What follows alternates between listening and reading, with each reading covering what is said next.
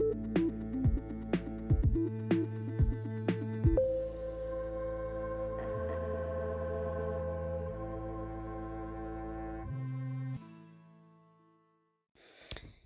guys, welcome back to releasethecraftin. Priscilla here with another Storycraft edition episode segment for you.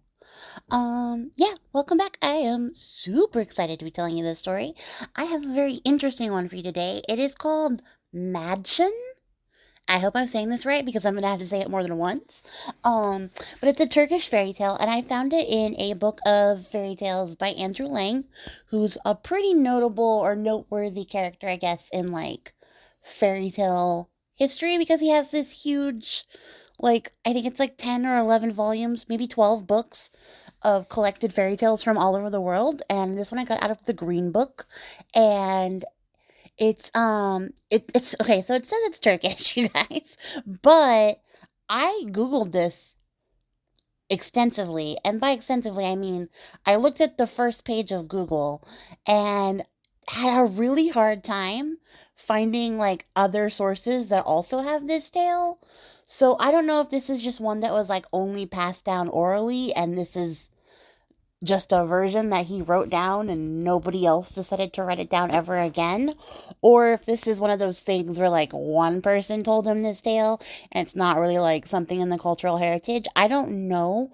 I'm not Turkish, so like if you are and you're watching this and this is a story that you grew up with constantly and everybody told it to you all the time, let me know because I'm very interested. I even went to like the good old Wikipedia and it just referenced this story in Andrew Lang's book, like directly referenced Andrew Lang in the article there. So I was like, I don't know. I couldn't find anything saying that this definitely was not a Turkish fairy tale, so I'm just gonna go with it. So at any rate, I just wanted to throw that in there with our usual disclaimer, because like I just don't want people to come at me. Like I listen to lots of things and I watch lots of things that are like folk and fairy tale related.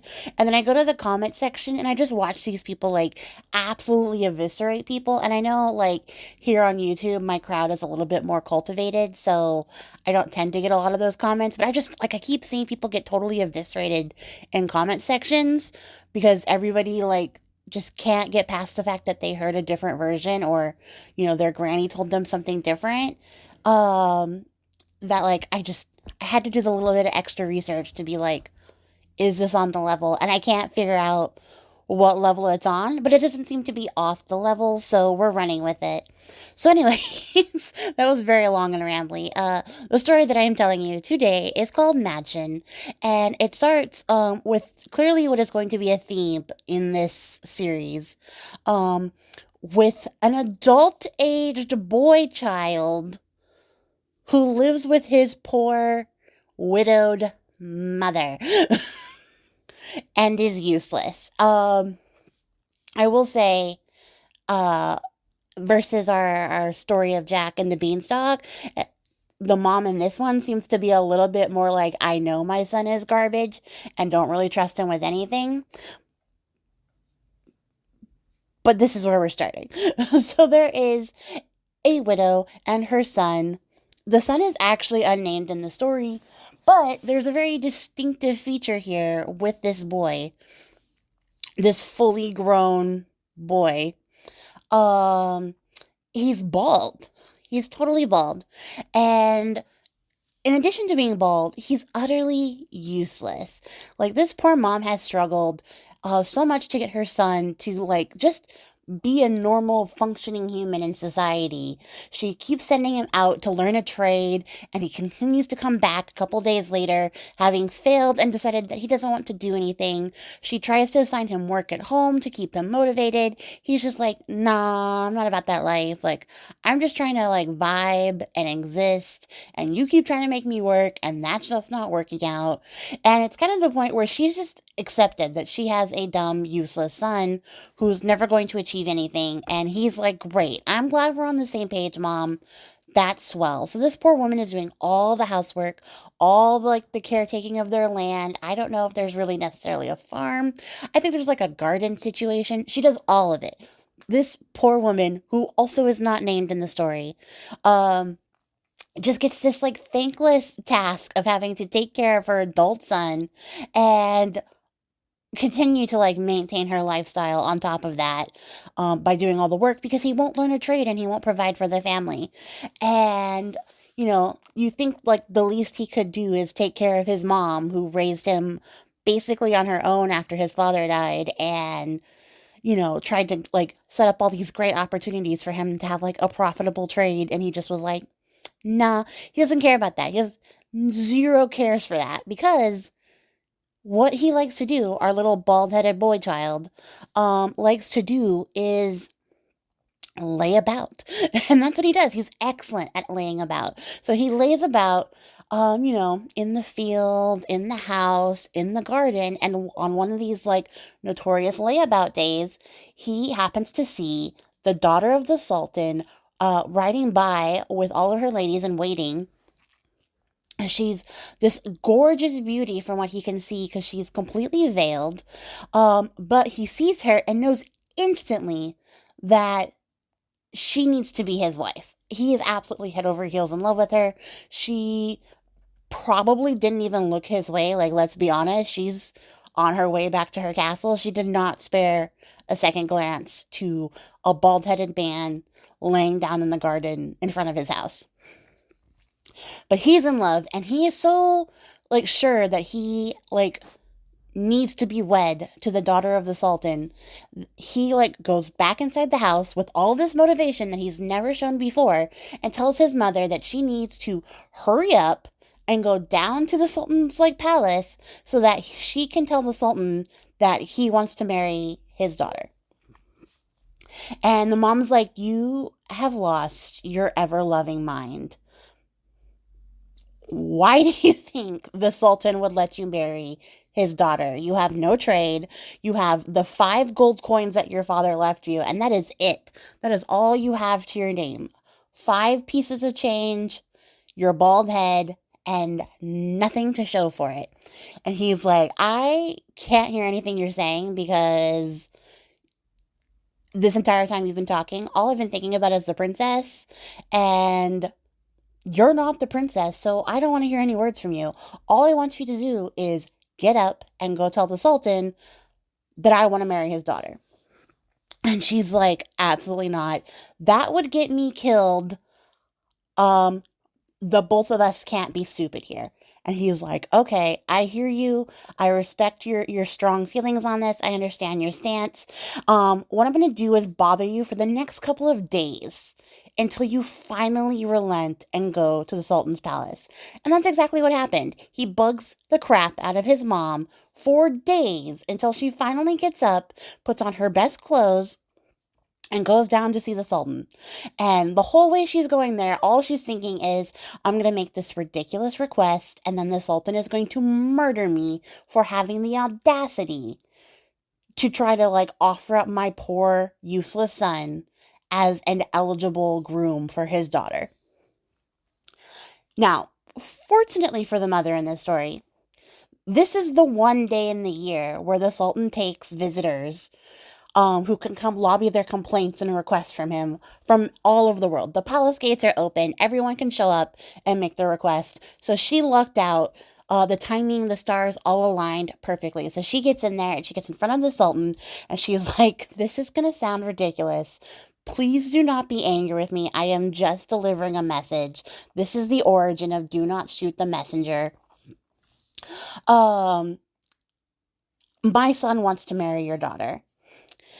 And the Sultan, who I think, is a worldly man, rich and powerful, gets all these people who, like, try to placate him with the best in life. This guy likes it when shit gets weird. So he's like, okay, poor, lowly woman who has a poor, lowly son. This is really entertaining to me, and I'm just having a generally good time. Tell your son that if he wants to marry my daughter, he needs to come see me immediately so we can discuss this. Because I'm here for it. This is the drama I need in my life. So she's like absolutely relieved, because any other ruler would have murked her on this spot for coming up with such a ridiculous request and like showing up on any general day. But here she is, she's hurrying home. She's absolutely relieved. You know, the bullets that she was sweating, she's like drying those up on her way. And she gets home and she tells her son, I don't know what's happening, but the Sultan wants to see you and he wants to see you right now. And the son is like, great, fantastic. This is exactly the moment I knew I deserved. I'm going to put on my best clothes and head down to the palace. So when the boy gets to the palace, he gets in front of the Sultan. The Sultan looks him up and down and he's like, this is a grown young man without a single hair on his head. And suddenly, this entire thing, not as fun as I thought it was going to be. I'm actually not having a good time. And as the Sultan, I should always be having a good time. And, you know, here our young man is trying to make his case for why he needs to marry the Sultan's daughter. And basically, all he can come up with is, she's beautiful, I love her, so therefore I should be allowed to marry her. And the Sultan's like, I gotta get rid of this guy. But I can't be rude because I asked him to come all the way down here, so I'll look like a jerk if I just tell him to get the fuck out. So here's what I'm gonna do. So he tells the boy, okay, the only way you can marry my daughter is if you collect one of every single bird in the world and bring it back to my garden so that the birds can fill the trees, because since I've built my garden, there hasn't been a single bird in the trees. So if you can bring back one of every single kind of bird in the world, then I will let you marry my daughter. And the boy says, okay, all right. And he leaves. But in his head, he's like, how do I do this? That's absolutely impossible. The time that it would take me to track down every bird, let alone catch it, and then carry it all the way back to the palace, would be years if it was even an achievable task. And he's like thinking over, you know, the solution to this. And he just keeps walking. He walks out of the palace, out of the city, past his house, and just continues to walk for days, lamenting his luck and his ill fortune, and trying to think of a way to somehow magically catch every single one of these like birds in the world. And magically is exactly how he's going to do it, because he runs into this holy man, a dervish. That's what the actual translation says. I don't know if that's accurate. I should have done some research on the word dervish. I did not. Um, but he runs into this holy man, and the holy man's like, man, you look really stressed.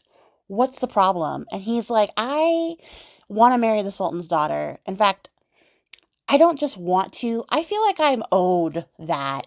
And the Sultan says the only way I can do it is if I catch one of every single bird in the world and bring it back to him, which is impossible for me to do because I am broke, without resources or skills. And it just seems like a really insurmountable, unfair task to me, the boy who has earned nothing in my life but deserves the Sultan's daughter. And the holy man's like, I hear that word, like, that's really deep. I actually know how you can do that. If you go to this giant cypress tree out here, 2 days away, if you head towards the sun, it's 2 days away, you'll find this giant cypress tree. Go hide in the dark, on the shade, underneath that tree, make no sound. When the sun sets, every bird in the world will land on the branches of this tree. When they land there, say the word Madschun, and they will all freeze in one spot.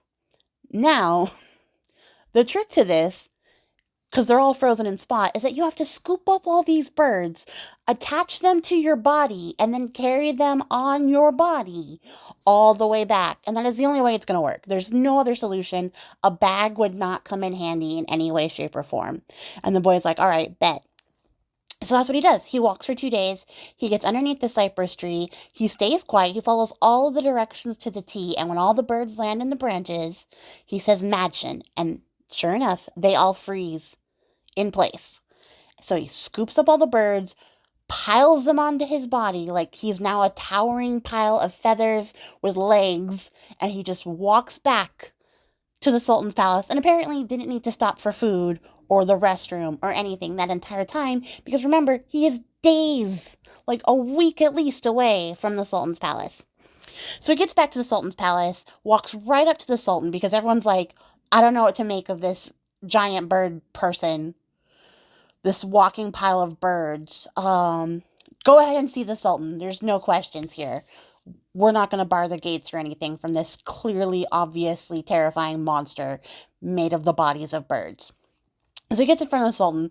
The Sultan's like, what the heck is this? All I see are feathers. All I hear are bird sounds.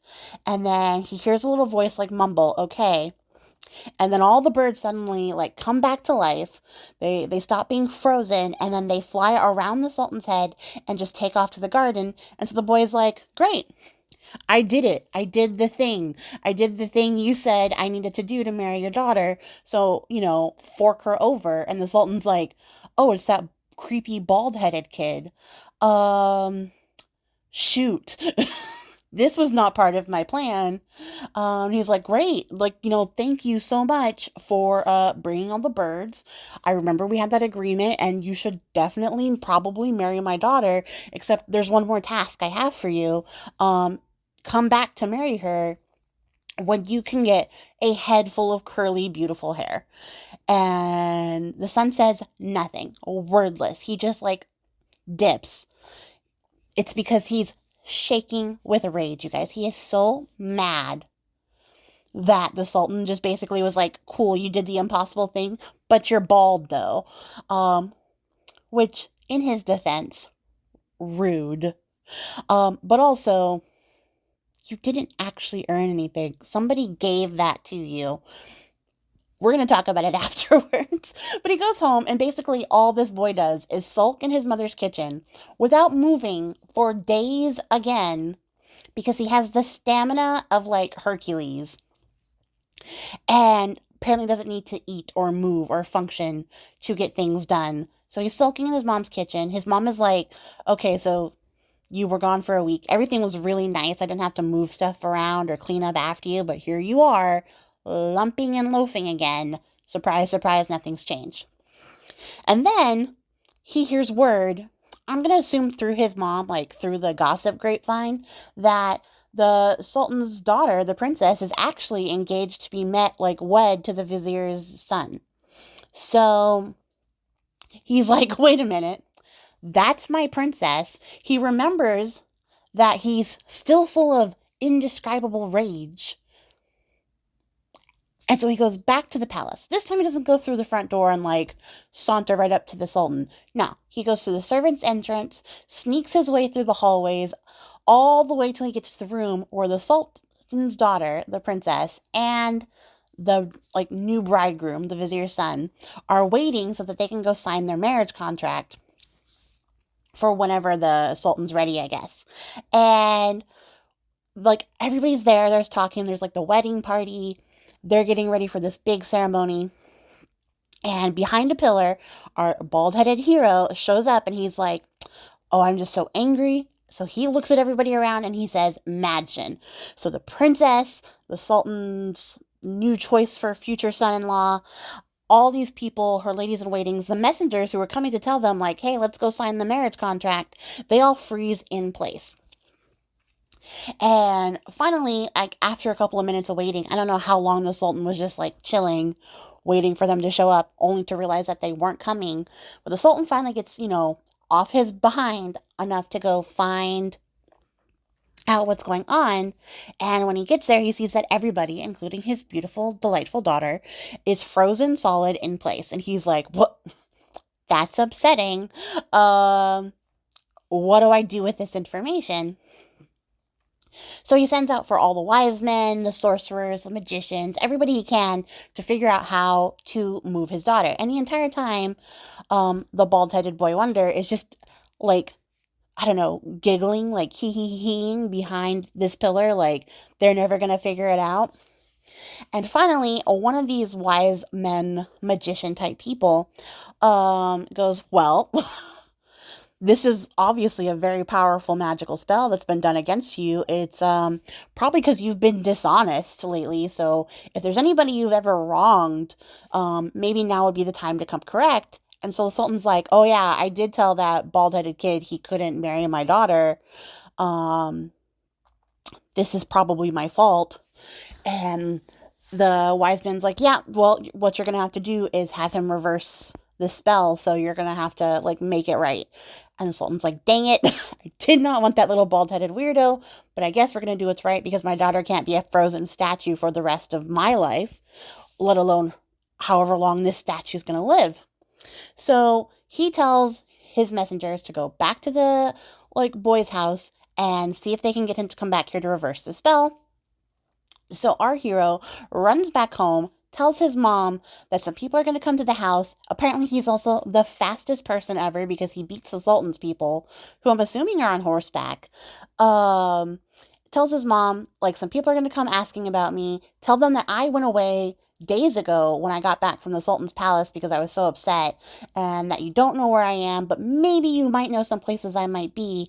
But don't agree to tell them anything. Just tell them that if they pay you some money, you will go look for me yourself and return me to them. And mom's like, oh, I'm picking up what you're putting down. All right, all right. So the messengers come to the door and they say, hey, we're looking for your useless son. The Sultan suddenly has a use for him. And his mom's like, oh man, I haven't seen that boy in days. And she's laying it on thick. Like, she's really selling it because she has finally seen what her son can be useful for. And they're like, well, we really need to find him. Do you know where he might be? And she's like, no, he didn't tell me anything. But I do know a couple of places he could be, but oh man, it'd be such a burden for you guys to check all these places. It would be easier for me to check for you because I know my son very well and he could really be anywhere. But unfortunately, I'm just a poor woman and I have no money to conduct this search. And they're like, well, money's not a problem. Here's 1,000 gold coins if you can, like, bring your son to us. And when you bring him to us, we'll give you even more. And she's like, oh, fantastic. Go away. Go away for a couple of days. I'll find you in, like, a week, and I'll let you know where he's at.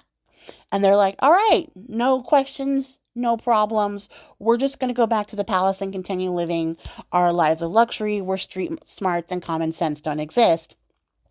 So now with her 1,000 gold coins, the mom's like, all right, now what? And the son's like, nothing. Do nothing. So that's what they do. Both of them together team up and are collectively useless loafs for almost a week. They turn the lights off in their house. There's no candles, no fire. They keep it all dark and shady. They board up the windows. Everyone thinks the house is abandoned because they never see them come out. They're only coming out at night to get some vegetables from the garden and then sneak back in when nobody can see them. But otherwise, the house looks empty. Everything looks like it's dying out because no one's taking care of it. They're making zero peeps and they're just sacrificing every creature comfort so that they can carry this ruse on that the mom is taking this long, incredible journey using her 1,000, gold coins. And at the end of the week, he puts on a really great outfit and then goes back to the Sultan's palace. And when he gets there, he's like, all right, I'm here. I heard that you were looking for me. What's up? And the Sultan's like, I need you to undo this spell. And I realize now that I may have acted a little bit harshly, a little bit in error. This isn't easy for me to say, but I'm sorry. If you could just maybe unfreeze my daughter, I will definitely give you her hand in marriage. No questions asked. So he's like, okay, bet. But also, let's get that contract signed before I do anything. So the Sultan takes him to the vizier. They sign up a new marriage contract. Apparently, the princess does not be there to, sign her life away. She wasn't actually involved in the signing of this contract, which is not great. But they signed this marriage contract, so now they are officially wed, and he's like, okay, do your thing. And at this point, the boy starts to doubt himself, because he's like, I don't really know if this is gonna work. But he says nothing. He just goes in and he says, let all who are victims of Madschun be free. And everyone comes back to life. And for some reason, the princess seems to like have known what was up because she just gladly takes his hand and she's like, I'm so happy we're married and I'm not a statue anymore. This isn't terrifying or concerning in any way, shape, or form. I'm sure that you'll never use this against me in the future at any point in time. The Sultan's happy. The boy is happy. I'm guessing the mom is happy. She never comes back into the story again. She got 1,000 gold coins, so I'm sure she's living comfortably. And, that's it. That's the end of the story. There's not really much more of a satisfying conclusion beyond that. Apparently, the vizier's son just disappears and nobody hears from him ever again, which is also concerning to me. But nobody else was concerned. I think concerning to me because, like, the vizier's still there. Like, he just lost his son and there was no argument or nothing. And then, like, also more troubling because the women don't make out very well, except for, I guess, his mom by the end of it in the story. But this princess is like, great, I have a new bald headed husband who, has no skills except for being an excellent bullshitter. And also a creepy magical power that could be used against me in the future. But we'll get to that bridge when we get to it.